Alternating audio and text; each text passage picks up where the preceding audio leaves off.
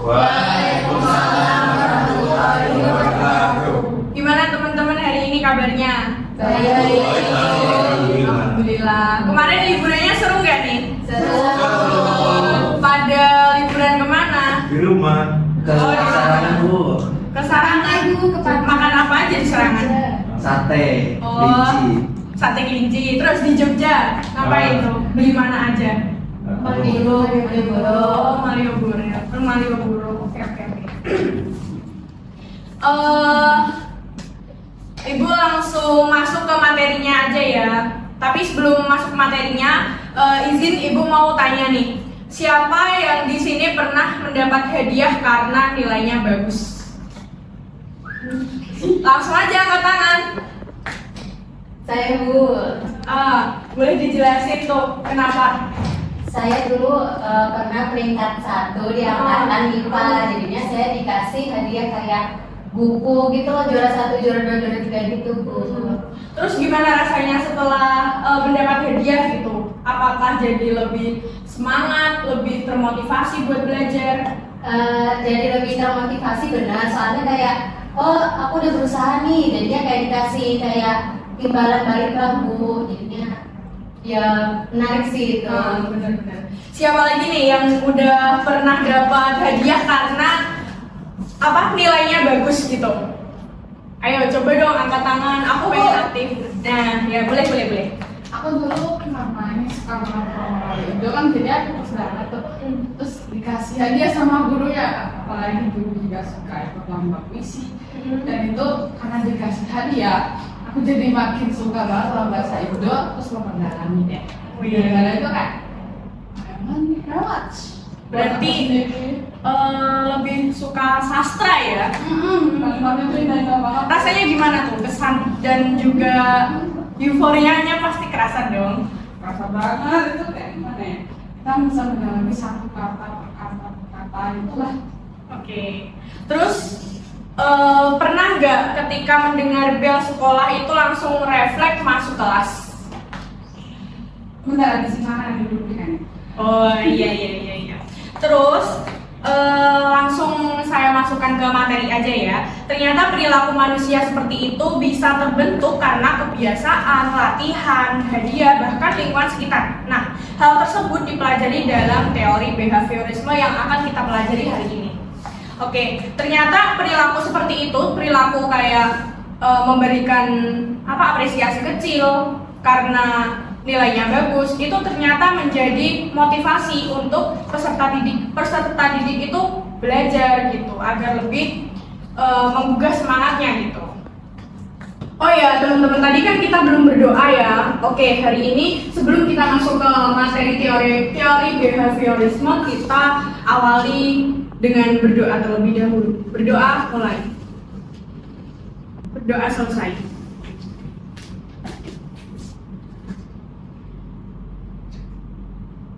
Oke, hari ini kita akan membahas apa sih itu behaviorisme, lalu konsep stimulus dan respon, lalu ada teori Thorndike, lalu teori Pavlov, dan juga teori Skinner, serta penerapannya dalam teknologi pendidikan. Nah, kalian udah pernah dengar belum apa sih itu behaviorisme? Kalau yang udah pernah dengar, itu boleh angkat tangan. Boleh banget kok. Silakan angkat tangan, gak usah malu-malu. Baik kok dosanya. Oke, saya tunggu 1 menit ya. Boleh dicari dulu karena kita sedang menggunakan teknologi, kita juga masih berkembang di era teknologi, boleh dicari dulu teman-teman. Sama nggak pengertiannya dengan yang ada di PPT ini?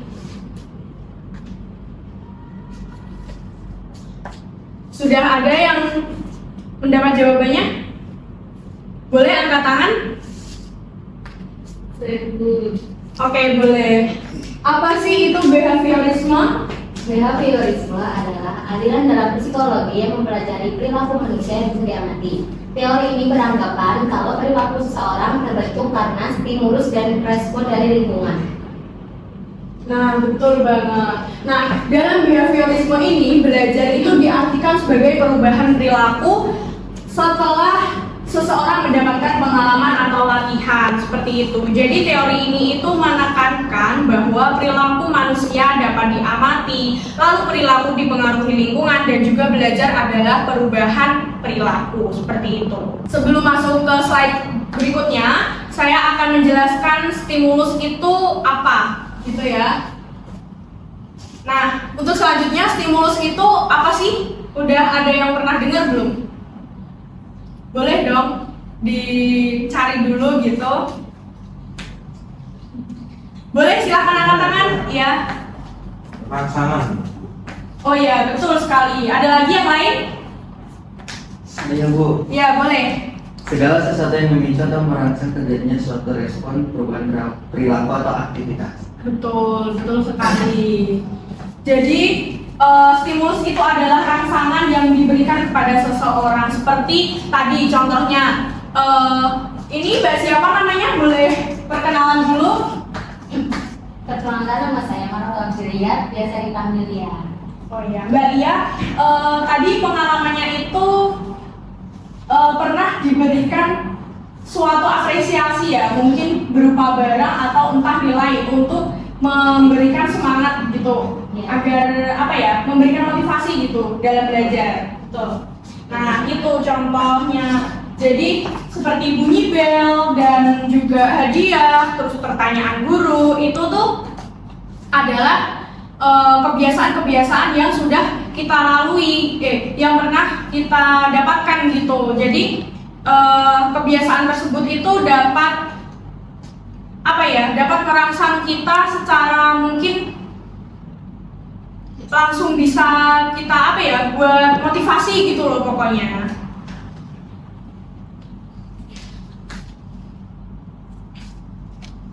Nah, contoh stimulus sendiri itu ada pertanyaan guru, seperti tadi kita berinteraksi, tanya jawab, apa sih itu behaviorisme, apa sih itu stimulus, seperti itu. Terus ada bunyi bel, ketika kalian mendengarkan bel masuk, itu pasti kalian langsung langsung masuk kelas. Kalau ada bunyi bel istirahat, pasti kalian langsung rasa hati kalian itu langsung pengen keluar kelas gitu, karena udah mungkin lapar atau bahkan mungkin pengen istirahat atau berdiskusi sejenak dengan teman-teman yang lain, seperti itu. Nah, ada lagi yang ketiga itu ada hadiah. Hadiah itu mungkin bisa berupa nilai dan juga bisa berupa barang, seperti itu ya. Yang seperti tadi pengalamannya Mbak Lia itu diberikan hadiah, jadi dia langsung tergugah gitu, semangatnya untuk belajar, terus motivasinya gitu. Dan juga mungkin agar menjaga nilai tersebut tetap stabil, semangat tersebut tetap stabil, itu bisa digunakan hadiah tersebut gitu. Pokoknya masih apa ya, semangatnya tuh biar gak turun gitu guys. Lalu yang keempat itu ada ujian. Jadi ujian tersebut diberikan agar mengapresiasi bahwa kalian itu sudah berproses, sudah belajar, seperti itu. Lalu yang kedua ada respons. Nah, pasti kalian udah sering banget dong dengar respons. Jadi Ibu mau tanya dulu nih, respons itu apa sih? Boleh dong yang belum angkat tangan tadi, angkat tangan dulu. Salah nggak apa-apa kok, pasti nanti akan ditambahkan kembali, akan dijelaskan kembali oleh Ibu. Saya Bu. Oke, boleh. Respon adalah reaksi atau tanggapan seseorang terhadap suatu stimulus atau respon. Nah, sih betul banget. Respon itu adalah reaksi terhadap stimulus ya. Jadi contoh respon itu adalah menjawab pertanyaan, lalu masuk kelas, lalu belajar lebih rajin, dan diam ketika ditegur, seperti itu. Jadi contoh sederhananya itu, jika guru memberikan pujian kepada siswa aktif, itu pujian adalah sama dengan stimulus. Nah, siswa semakin aktif itu adalah respon. Jadi pujian itu seperti tadi, pujian itu sama halnya dengan hadiah gitu. Jadi hadiah dan juga ujian itu adalah stimulus. Jadi kalau siswanya semakin aktif, itu adalah responnya. Nah, untuk ciri-ciri behaviorisme itu adalah yang pertama fokus pada perilaku yang terlihat. Lalu yang kedua adalah lingkungan sangat mempengaruhi belajar. Lalu yang selanjutnya mengutamakan latihan dan pengulangan. Jadi latihan terus kalau kalau belum hafal mungkin atau belum paham itu diulangi secara terus-menerus agar diri kalian masing-masing ini dapat menyerap materi tersebut secara baik gitu. Lalu yang keempat itu menggunakan reward and punishment. Nah, yang terakhir itu belajar dianggap berhasil jika terjadi perubahan perilaku seperti itu. Jadi peserta didik itu dikatakan berhasil ketika perubahan perilakunya ini terlihat seperti itu. Mungkin dari respon kalian, lalu seperti tadi contohnya ketika ibu menanyakan tentang apa tadi namanya yang behaviorisme dan juga stimulus respon itu, kalau kalian sudah menjawab itu artinya kalian sudah belajar dan belajarnya itu dianggap berhasil seperti itu.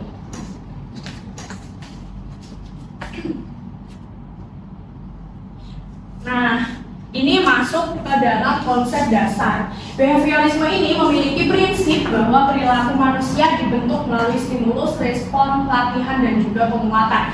Lingkungan itu sangat mempengaruhi proses teman-teman. Jadi semakin sering suatu perilaku dilatih dan diperkuat, maka perilaku tersebut akan semakin terbentuk dan menjadi kebiasaan seperti itu.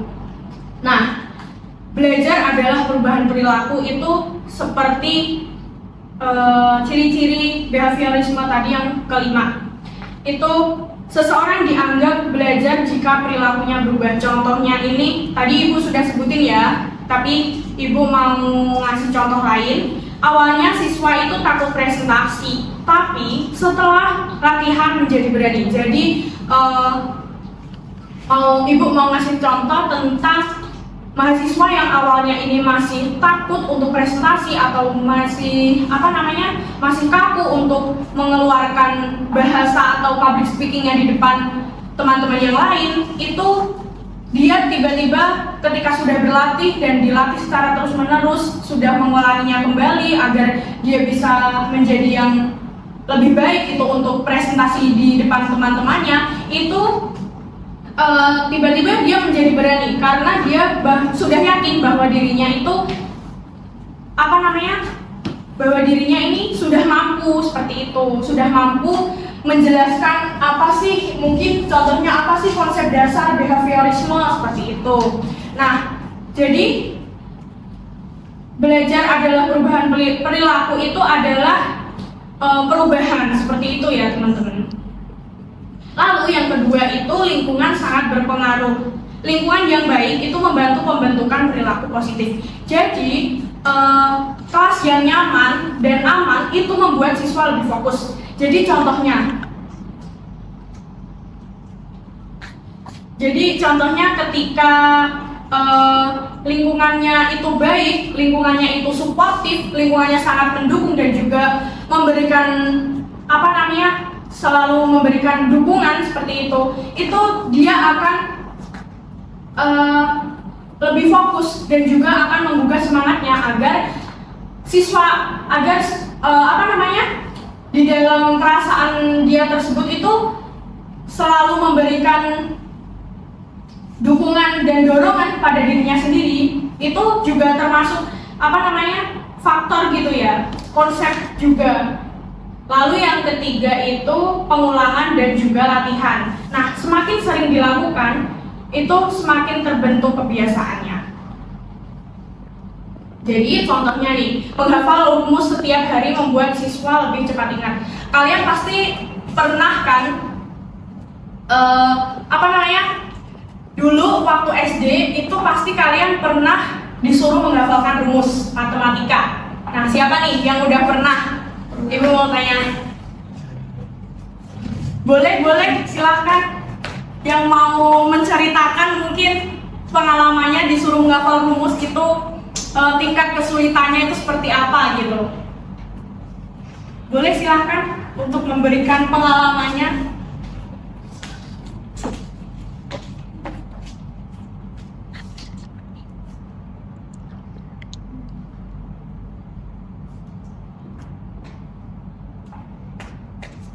Mungkin masih pada malu-malu ya ini. Oke, nggak apa-apa. Untuk menghafal rumus setiap hari itu membuat siswa lebih cepat ingat. Jadi kalau kita menghafalkan rumus itu kan sangat susah ya. Kalau dalam hanya waktu sekejap atau mungkin diberikan waktu cepet-cepetan nih, itu kan nggak bisa. Jadi harus membutuhkan waktu yang agak lumayan lama gitu untuk menghafalkan rumus-rumus tersebut karena siswa SD ini juga pokoknya masih butuh waktu untuk mencerna dan juga merangkum semua rumus ini agar bisa masuk ke otaknya dan juga cepat diingat seperti itu. Jadi seperti itu ya, pengulangan dan juga latihan pokoknya diulangi terus. Kalau misalnya sudah paham gitu, pasti akan dilakukan latihan secara terus-menerus. Lalu yang terakhir itu ada penguatan. Nah, perilaku yang diberi penghargaan itu akan lebih sering muncul. Jadi kalau kita diberikan tepuk tangan oleh teman-teman bahwa diberikan apresiasi bahwa kita itu udah berhasil, itu biasanya kita akan sering melakukan kebiasaan positif tersebut seperti itu. Oke, lanjut. Baru slide 3 ya ternyata teman-teman. Oke, untuk selanjutnya ini ada teori Thorndike. Edward Lee Thorndike mengembangkan teori konektivisme yang menjelaskan bahwa belajar terjadi melalui hubungan antara stimulus dan respon. Melalui eksperimen puzzle box, Thorndike menemukan bahwa belajar terjadi melalui trial and error, latihan dan pengulangan hingga individu menemukan respon yang benar. Oke, teori Thorndike ini itu mengembangkan teori konektivisme ya, yang menjelaskan bahwa belajar terjadi melalui hubungan stimulus dan respon. Nah, untuk eksperimen puzzle box ini, Thorndike itu melakukan percobaan menggunakan kucing. Jadi kucing dimasukkan ke dalam sebelumnya, mohon maaf karena ibu tidak ada fotonya ya, karena tadi terlalu terburu-buru, mohon maaf. Jadi ibu menjelaskan saja, semoga kalian paham gitu. Nah, kucing itu dimasukkan ke dalam kotak tertutup. Bisa dibayangin nggak kira-kira? Bisa ya, semoga. Kucing dimasukkan ke dalam kotak tertutup dan harus menemukan cara keluar untuk mendapatkan makanan. Jadi awalnya kucing itu mencoba untuk mencakar-cakar, lalu melompat-lompat, lalu yang terakhir itu ada bergerak sembarangan. Pokoknya bagaimana cara dia berusaha untuk keluar dari kotak tersebut, seperti itu. Nah, setelah mencoba berkali-kali, kucing itu menemukan tuas pembuka. Dan untuk percobaan berikutnya, ternyata alhasil kucing tersebut semakin cepat menemukan jalan keluarnya. Seperti itu teman-teman, bisa dibayangin kan? Bisa, alhamdulillah. Nanti kalau belum bisa, kalian bisa tanyain ke ibu dan ibu akan menjelaskan lebih lanjut. Seperti itu ya teman-teman. Untuk kesimpulannya, Thorndike ini bisa dikatakan belajar terjadi melalui trial and error, latihan dan juga pengulangan. Seperti itu. Untuk hukum belajar Thorndike sendiri ini ada law of effect, law of exercise, and law of rightness. Entahlah itu ya, pokoknya ibu belum terlalu fasih dalam berbahasa Inggris. Untuk law of effect sendiri itu perilaku yang menyenangkan akan diulang. Contohnya nih, seperti siswa mendapat pujian karena rajin. Semakin rajin, jadi siswa tersebut itu semakin rajin belajar karena dipuji, seperti itu. Lalu yang kedua ini law of exercise. Itu semakin sering dilatih, semakin kuat juga hubungan stimulus dan responnya. Contoh nih, ketika latihan berbicara, berbahasa Inggris, setiap hari siswa ini jadi lebih lancar gitu. Karena dia kayak melakukan kebiasaan tersebut secara terus-menerus, seperti itu. Nah, untuk yang terakhir ini ada law of bisa dibaca sendiri, rightness. Nah, mungkin seperti itu. Belajar efektif jika seseorang siap secara fisik dan juga mental. Nah, contohnya ini seperti siswa sulit fokus saat mengantuk dan juga lapar. Jadi kalian ini memang susah sekali kalau di dalam internal kalian sendiri ini mungkin lelah, mungkin apa namanya lapar, ngantuk, itu nggak bisa kalau dipaksain untuk fokus ke dalam apa namanya pembelajaran seperti itu. Saat pelajaran itu nggak bisa fokus kalau ngantuk dan juga lapar. Jadi kalian sebelum melakukan apa namanya pembelajaran itu harus sarapan dulu, terus minum yang cukup, pokoknya seperti itu ya teman-teman. Jadi penerapan Thorndike ini kalau di sekolah itu bisa diterapkan seperti latihan soal rutin, pembiasaan disiplin, pengulangan materi, dan juga pemberian reward. Lalu untuk selanjutnya teori Pavlov. Oke. Nah, Ivan Petrovich Pavlov memperkenalkan teori classical conditioning melalui eksperimen terhadap anjing. Pavlov ini menemukan bahwa perilaku dapat dibentuk melalui asosiasi stimulus. Dalam eksperimennya, bunyi bel yang awalnya netral akhirnya mampu menimbulkan respons setelah dirasakan secara berulang dengan makanan. Nah, ini kira-kira dari slide ini kalian udah bisa nangkep belum? Kayak pengertian ini tuh sebenarnya apa sih gitu? Oke, Ibu langsung masuk ke contohnya saja ya. Nah, sebelum eksperimen itu makanan kayak anjing ini mengeluarkan air liur saat dia melihat makanan. Lalu makanan diberikan bersamaan dengan bunyi bel secara berulang. Jadi di bunyi belnya ini tidak ada respon. Untuk hasilnya itu bunyi bel saja akhirnya membuat anjing mengeluarkan air liur seperti itu. Nah, untuk konsep dalam teori Pavlov, sebentar. Untuk konsep dalam teori Pavlov itu stimulus netral, stimulus tak bersyarat, dan juga respon bersyarat. Nah, satu-satu ya. Untuk stimulus netral itu bunyi bel sebelum dikaitkan dengan makanan. Lalu untuk stimulus tak bersyarat itu makanan yang otomatis memunculkan respon. Untuk yang terakhir itu respon bersyarat, air liur akibat bunyi bel. Seperti itu ya teman-teman. Jadi kesimpulannya Pavlov ini perilaku dapat dibentuk melalui asosiasi atau kebiasaan seperti itu.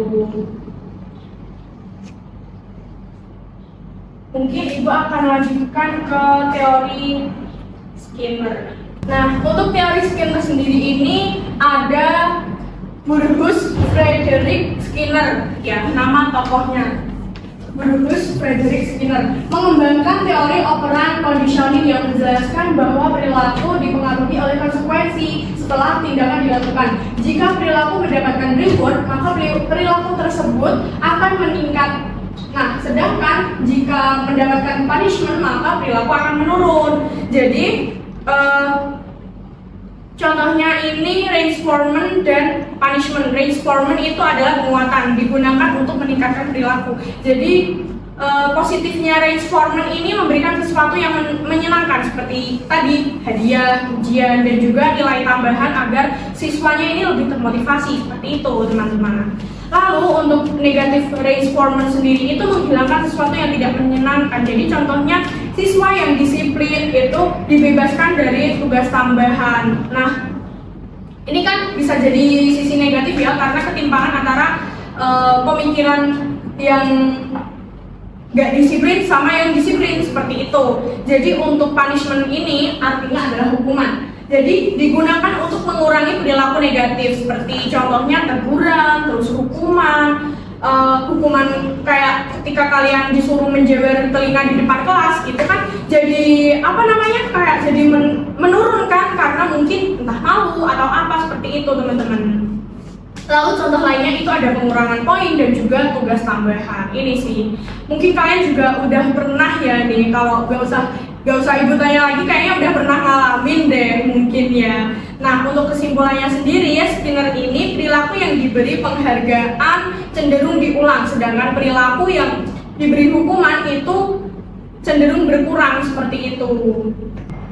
Nah, untuk reinforcement dan punishment ini tadi Ibu sudah menjelaskan ya, reinforcement atau penguatan itu digunakan untuk meningkatkan kemungkinan munculnya perilaku tertentu. Lalu reinforcement dapat berupa positif reinforcement seperti pujian dan hadiah maupun negatif reinforcement.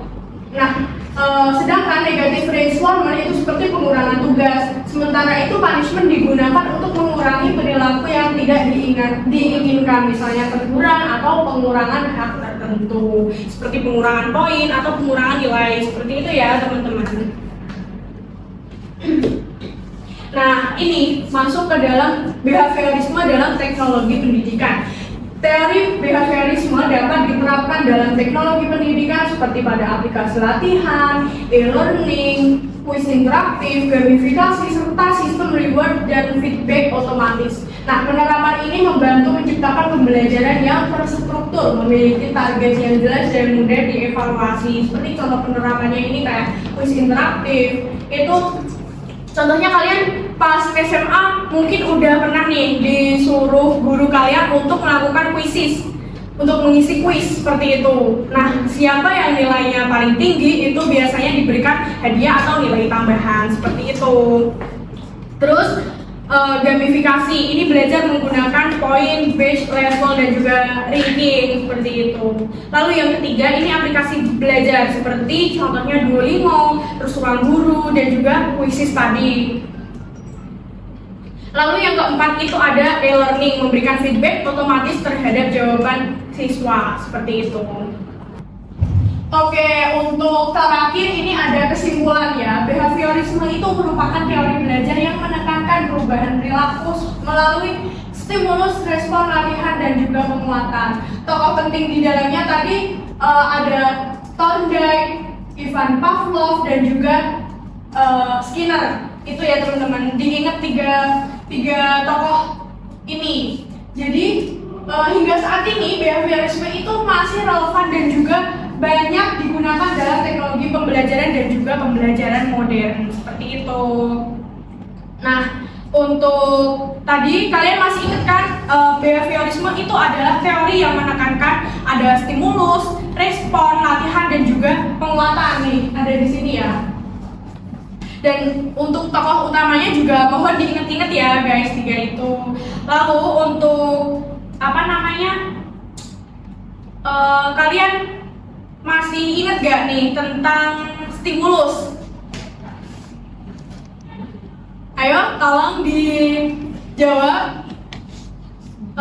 Ini stimulus boleh dicari teman-teman?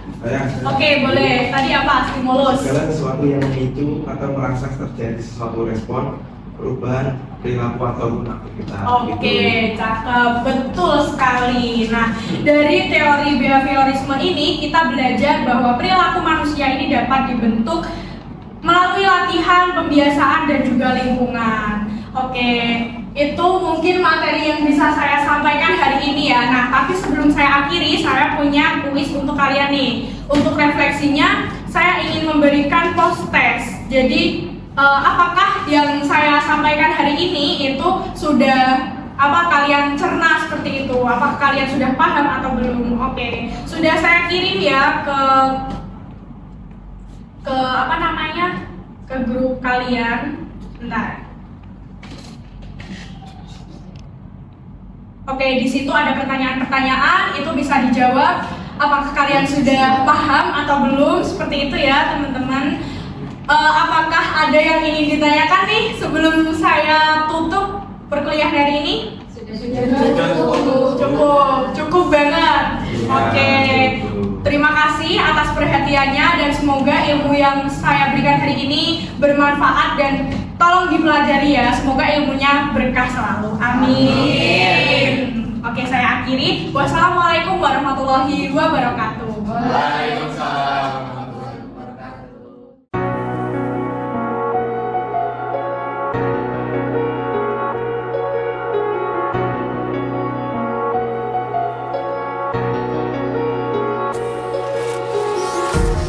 Empty hearts and neon lights, they're playing with my mind.